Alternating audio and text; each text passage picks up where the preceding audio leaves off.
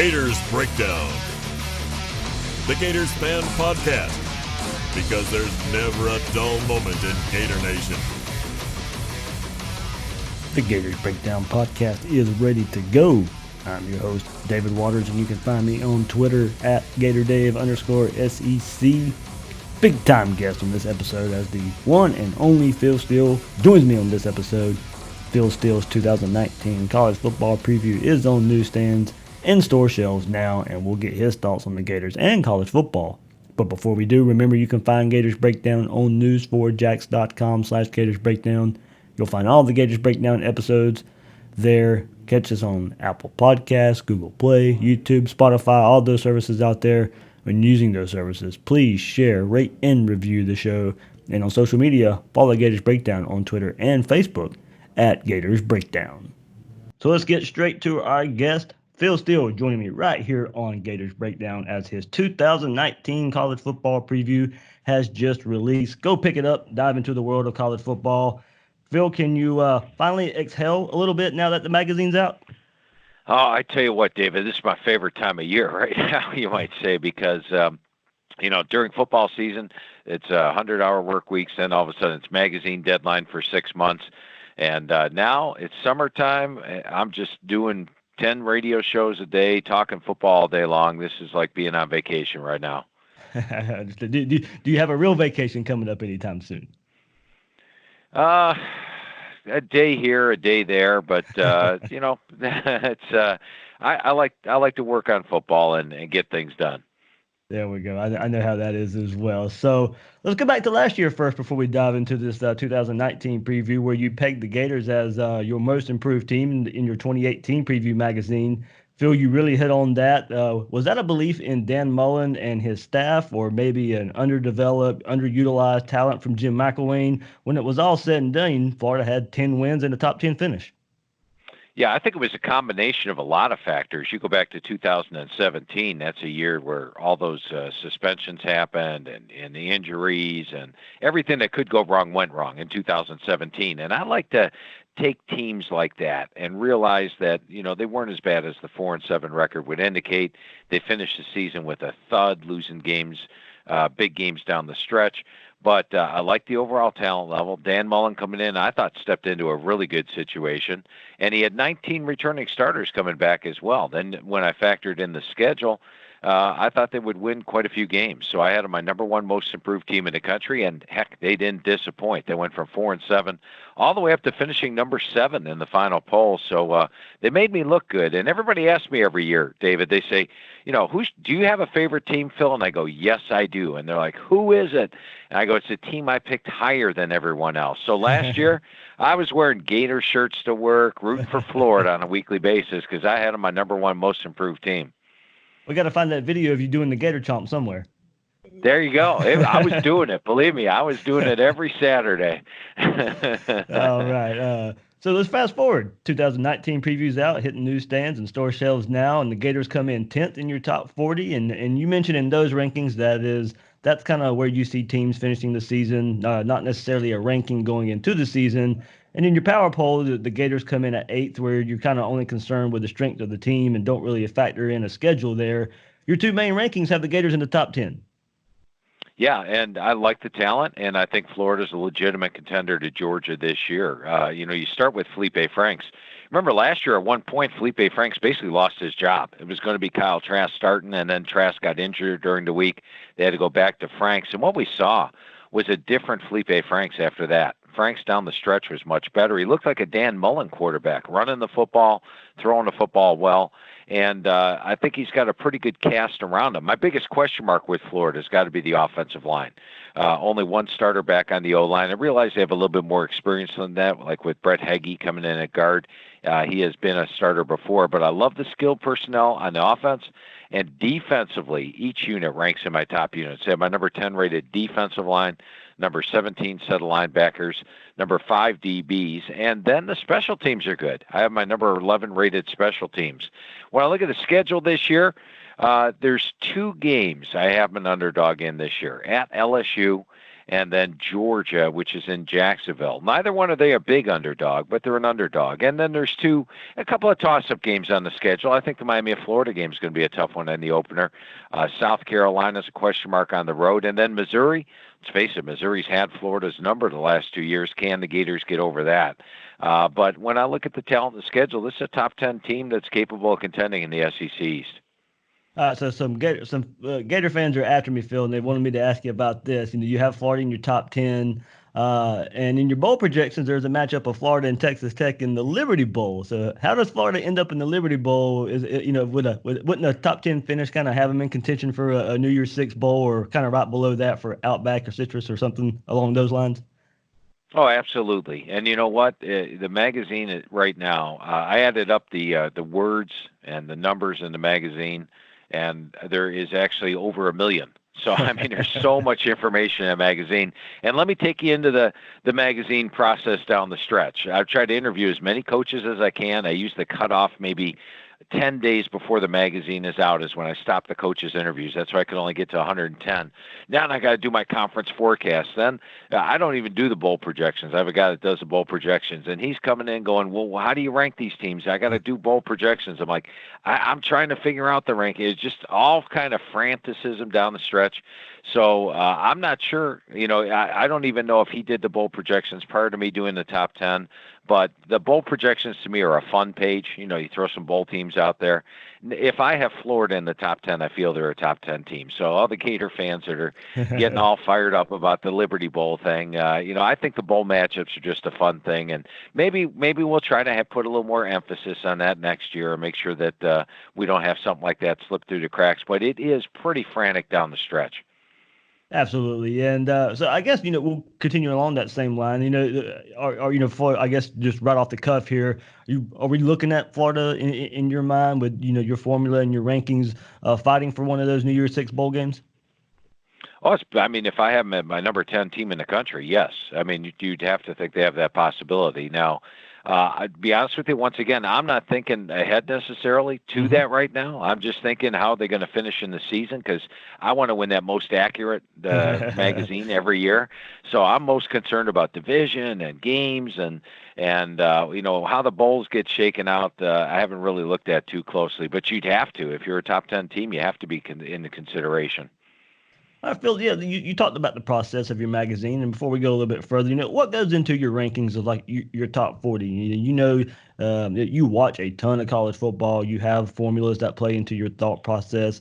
How much of it is your own analysis with an eye test versus how much like the formula and your numbers come into play?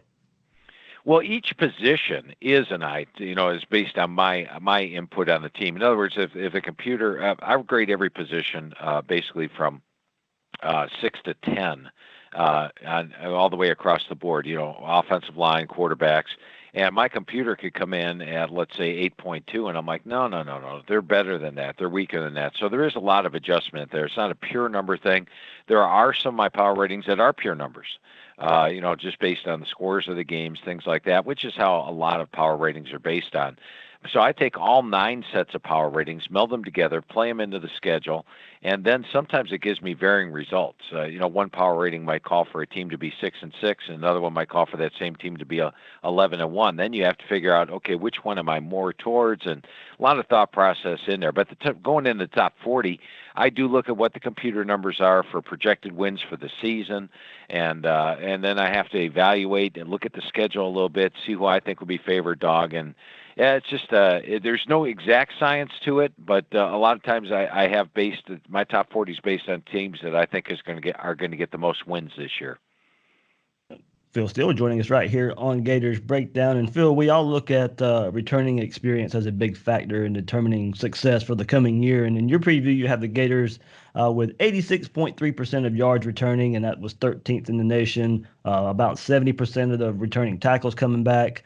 But you make sure, and you kind of alluded to it earlier, you point about how many offensive line starts are coming back. And this is where Florida lacks. Only 24 starts returns, and that ranks 127th out of 130 teams. Yeah, it makes it the biggest question mark on the team in my mind. And Florida last year, we talked about why I called them the most improved team in the country last year. They were number 4 on my experience chart. They were the 4th most experienced team.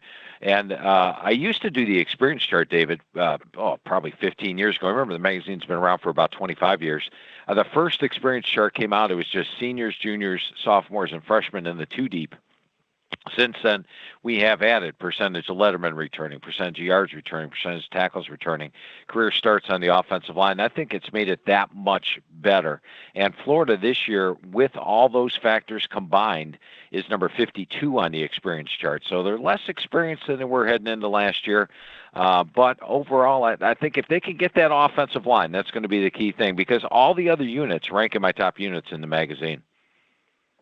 Top 5 secondary is nothing to scoff at, but, C.J. Henderson, Gators had the return of Marco Wilson. And, what's holding back in your mind from Florida being behind some of those other secondaries like LSU, Cal, and Alabama? Not much. I mean, when you get to the top of the level like that, it's sort of like this year, for example. Who's got the best offense, Clemson or Alabama? And I could go line by line right down. It's like a beauty contest. Well, this one's really beautiful and that one's really beautiful. I'm going to go with this one. So, I mean, there's not a lot separated in the top 5 out there. But basically, you look at the fact that last year in my pass efficiency defense ratings, which take into account the quarterbacks you face as well, Florida was number 15 in my pass efficiency defense rankings, and LSU was a little bit higher. So that's why I have the LSU ranked higher. And let's face it, LSU's got a pretty talented secondary this year. Yeah, bringing in Stingley as a true freshman too, who you can't even really formulate right now because of the type of talent he is as a true freshman. So yeah, that DBU debate will continue on, Phil. So yes. with all this said, Phil, reading through your magazine, you really see the SEC East coming down to the showdown here in Jacksonville against the Bulldogs. A top 10 matchup last year just may well set up that way again.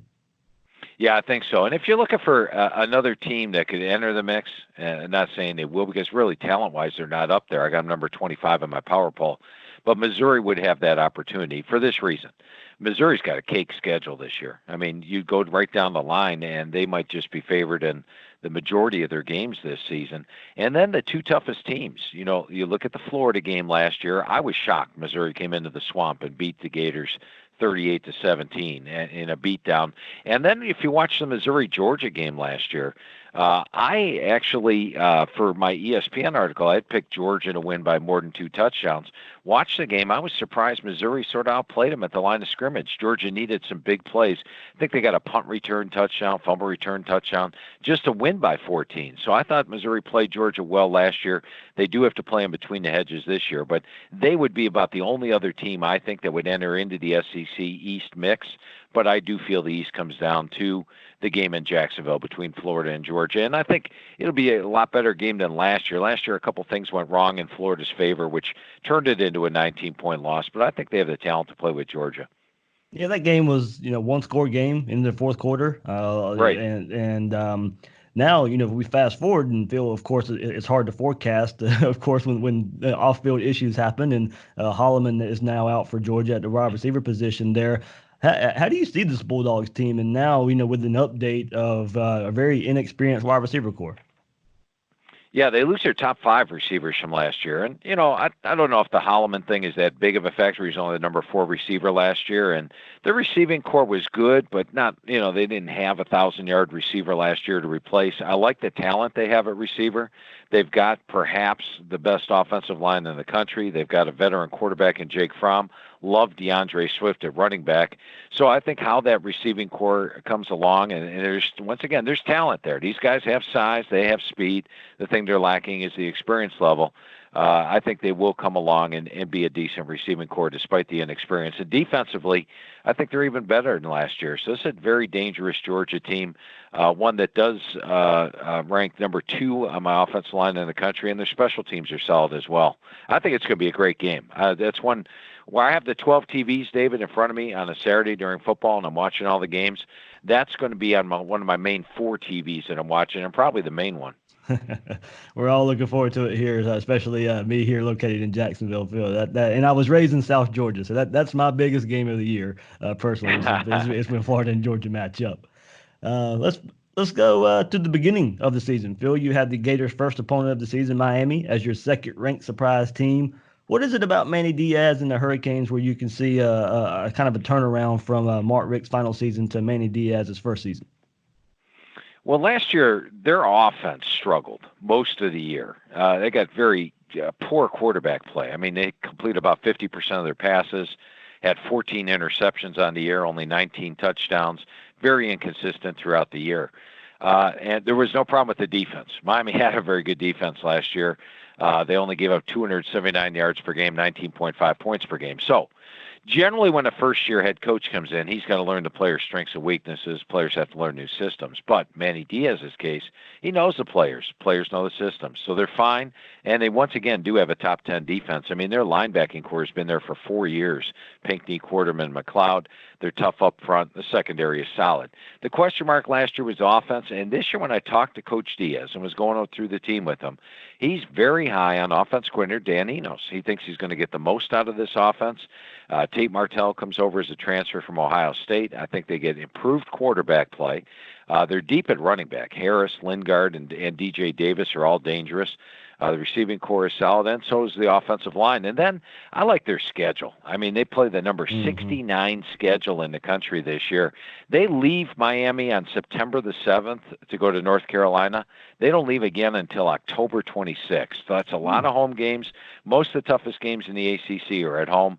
I think they get back to the ACC title game, and if they only have one loss heading into that, that means they're just basically an upset of Clemson away from getting to the title game. And I like teams that only have to have like one or two upsets on the year to make it as a surprise team.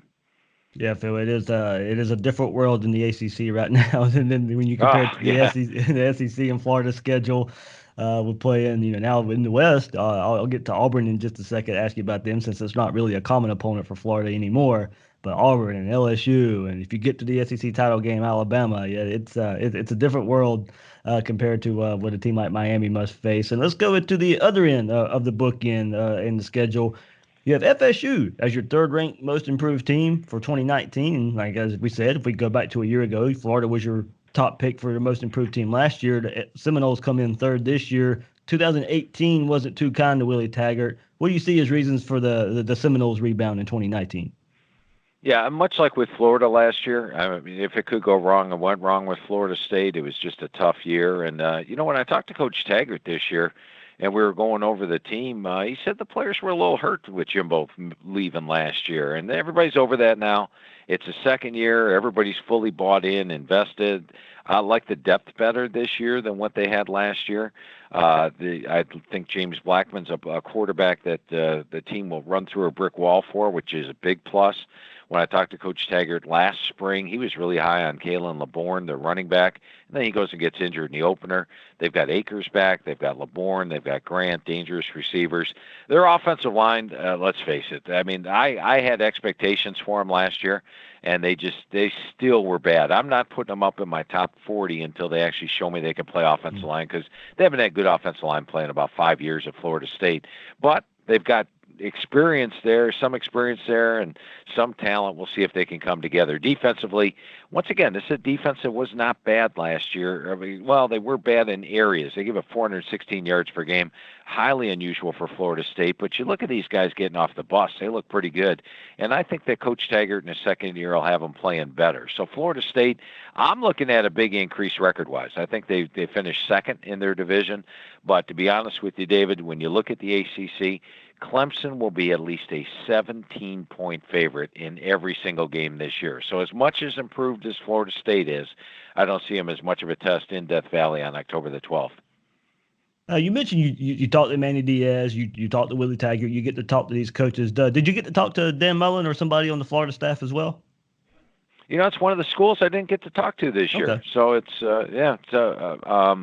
I like to talk to them all, but, sometimes schedules don't work out. A coach will say, hey, I got Wednesday at noon available, and I've got 2 coaches booked already, right. Or, vice versa. And then all of a sudden it's 10 days before the magazine is out, and I have to put a cutout somewhere. So I'm like, that's it. Done with coaches' calls. Gotcha. And at least we got 110 in, though, this year. I was pretty pleased. Absolutely there.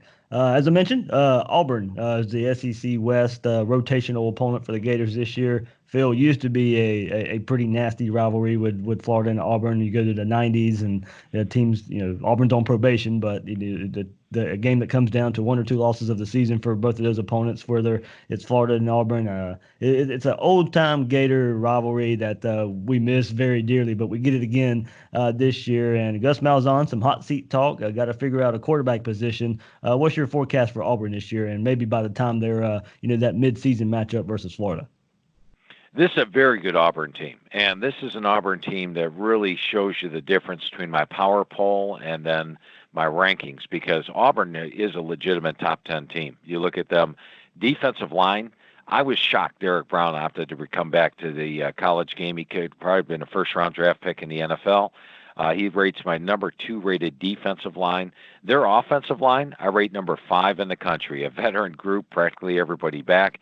Gus Malzahn calling the offense. Well, we saw what they could do in the bowl. They put up 63 points on Purdue, and I think they had 50 some of them in the first half of that game. He's at his best when he's got a mobile quarterback. He's got one. I think Joey Gatewood wins the job. A lot of comparisons between Gatewood and Cam Newton. He's 6'5", 227, big guy that can run and throw. With a solid offensive line defense, this is a very dangerous Auburn team. Now, what I don't like about Auburn is the schedule. They have to play Texas A&M, Florida, LSU, all on the road, as well as Georgia and Alabama in Jordan-Hare. Now, they did beat Georgia and Alabama in Jordan-Hare 2 years ago. They could very well beat any of these 5 teams that they play, but right now in Vegas, they're an underdog in 5 games, which is why I have them lower in the rankings than I do in the power poll. But that's not going to be an easy out for Florida. That's a very good Auburn team, especially if Joey Gatewood develops as I think he can at quarterback. Yeah, we know him pretty good here. He's from Jacksonville, Northeast Florida kid, so I got to follow him a good bit. And yeah, he kind of seems tailor-made for that Gus Malzahn offense. As long as he's coming along well in learning that offense. Phil Steele, his college football preview magazine, 2019 version, out on store shelves now. Phil, before I let you go, a couple more. We'll widen the scope a little bit. Look at it nationally in the college football playoff. Alabama, Clemson, Georgia, Michigan. Your picks. Michigan. Maybe not one of the 4 best teams power poll wise in the country. Florida fans, we know, will have the Peach Bowl from last season in their minds, but they do get a favorable schedule, and Ohio State may take a step back without Urban Meyer. But 2 teams we're familiar with, Alabama and Clemson, maybe Georgia squeezing in there, and Michigan are your 4 picks for the college football playoff. Yeah, and Alabama and Clemson are pretty much no-brainers. As mentioned, Clemson going to be a 17-point favorite in every single game this year, and Alabama probably going to be a double-digit favorite in every game this year. When you look at Alabama, one of the key differences, last year they had 3 returning starters on defense. This year they have 6. So they only lost 5 guys in the NFL. That's a pretty low number for that defense. They are going to be better defensively. They're solid on special teams, and the toughest games for them are at Auburn, at Texas A&M probably this year. And if they can win those, and they will be a double-digit favorite, then they get back there. And plus, they've got that 44-16 chip on their shoulder this year. Georgia, we talked about earlier. I've got them favored in all 12 of the regular season games. The Florida game probably being one of the biggest tests, as well as their trip to Jordan-Hare. Those 2 games will be my biggest concern if you're Georgia. And with Michigan, last year the season ended in a thud. The Ohio State game, the Florida game. But if you watch this team during the season, they were dominant in most games. They beat Penn State 42-7, Wisconsin 38-13. They were just blowing teams out on a weekly basis. Don Brown's defense in the bowl game was missing quite a few starters. I think they're going to be back to being that top-notch defense that Don Brown's always put on the field. And offensively, they're switching to the spread option offense with Josh Gaddis coming over from Alabama, and it fits Shea Patterson like a glove. The perfect offense. You're not going to see the fullback 2 tight ends. You're going to see them a little bit more spread out. They've got dangerous receivers in Nico Collins, Donovan Peoples-Jones, and Tariq Black, and they've got an offensive line that I rate number 4 in the country. They're also solid on special teams at number 7, and the 3 toughest opponents this year, I'm talking about Notre Dame, Michigan State, Ohio State, they get them all at home. So I have Michigan favored in all 12 games this year, and I think this is the year that Harbaugh finally breaks through. And if you're thinking, hey, this guy probably's called for Michigan to do it, no, I've called for Ohio State to beat Michigan, I think for 12 straight years. I only missed once. I think once Michigan got them. So I'm a guy that's always picked Ohio State, and this year I'm finally picking Michigan. Phil, as a college football fan, are you getting a little bit of Alabama and Clemson fatigue? A little bit. But the good news is, if you do have Alabama and Clemson fatigue, I'm going to throw this out at you. Despite the fact I think they're the two best teams in the country coming into the year, Clemson last year was a 4-touchdown favorite against Syracuse at home in Death Valley. They're down by 2 scores in the fourth quarter, and they needed a third-string quarterback to complete a 4th-and-10 pass to keep the game-winning drive alive. Had they lost that game to Syracuse, Syracuse would have tied them in the division, won the tiebreaker with the head-to-head, and been in the ACC title game, and Clemson might very well have missed the playoff last year. So the beautiful thing about college football is every week means something, and you slip up somewhere along the line, like Ohio State at Purdue last year, you may just have done in your entire season. And so anything can happen, and I love that about college football. Yeah, absolutely. I think that's what we all love about it. And right before I let you go, Phil, I think I'm definitely going to agree with you. The team I've kind of picked out of not really the hat, but going and reading a lot of previews this summer. I'm a big fan of Utah as well, and maybe kind of being that surprise team. All the experience that they bring back, playing out there in the Pac-12. That's a team I'm kind of pegging for something big this year as well. Yeah, my number one surprise team last year, which is a non-top 10 team that I think can make the playoff, it was the Notre Dame Fighting Irish. Notre Dame were not in the top 10 at the start of the year. Lo and behold, they went 12-0 and made the playoff last year. And when I look at Utah this year, they just went 7-6 and 9-5 the last 2 years, which isn't very good. But last year they lost their starting quarterback, Tyler Huntley, with 5 games to go in the season. They lost their star running back, Zach Moss. He's one of the best running backs in the country. 5 games to go in the season. They still made it to the Pac-12 title game, very nearly beat Washington, blew a big lead over Northwestern in the bowl, and finished just 9-5. Well, Huntley's back, Moss is back, the replacements are back, the offensive line is solid, the receiving core is, but I love their defense. And you're in SEC country, so you'll understand defensive lines win games. They have what I think is the best defensive line in college football. Bradley Anae, Penasini, Fotu. They go 11 deep on the D-line. 6 or 7 of these guys have NFL talent. Good, solid linebacking core, a shutdown corner in Jalen Johnson, free safety in Justin Blackman. And then when you look at the schedule, last year they had to play the top 4 teams out of the North. This year they avoid Oregon. They avoid Stanford. 2 toughest tests are at USC and at Washington. Washington rebuilding a little bit. USC is beatable. I think Utah's got the talent and the schedule to potentially surprise everyone and make the playoff berth this year. We'll see how it goes. All right, lastly, Phil, before I let you go, just because the magazine's out, it doesn't mean you're done covering the game, as you alluded to earlier. What do you have in store for your fans and your followers during the season? Well, I appreciate that. Right now you can get the magazine. It's out at Barnes & Noble, Walmart, Books A Million, CVS, Target, Walgreens, Public, all those great places. And you can also get it online at philsteele.com. That's STEELE.com. And where you go there, you can pick up the magazine digitally, or you can even purchase the magazine. And during the season, make sure you follow me on ESPN. If you go to ESPN plus.com/Phil Steele. You can sign up for ESPN Plus, and you get to watch a lot of football games on your iPhone or iPad or your computer with ESPN Plus. So check out ESPNplus.com/Phil Steele and get all my articles during the football season. As your magazine shows, Phil, yeah, you have those mini screens lined up in front of you watching college football all day, mini games going on there. So, and you're busy this time of year as well. Always a busy man, Phil Steele. I can't thank you enough for joining me here on Gators Breakdown for the first time, and hopefully we can make this an annual occurrence.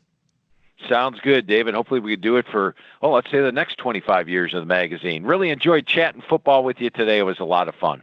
Thank you so much. As Phil Steele, pick up his magazine on newsstands and in stores now. Before I go, let's take a look back at the big commitment from last week of Antoine Powell from Portsmouth, Virginia, right outside of Norfolk. 4-star, weak side defensive end, 6'3", 234 pounds. He's the 136th ranked player in the country, the number 6 weak side defensive end. Probably will play buck for the Gators. That's kind of what Todd Grantham, defensive coordinator there for Florida. Torian Gray's instrumental too here in the commitment.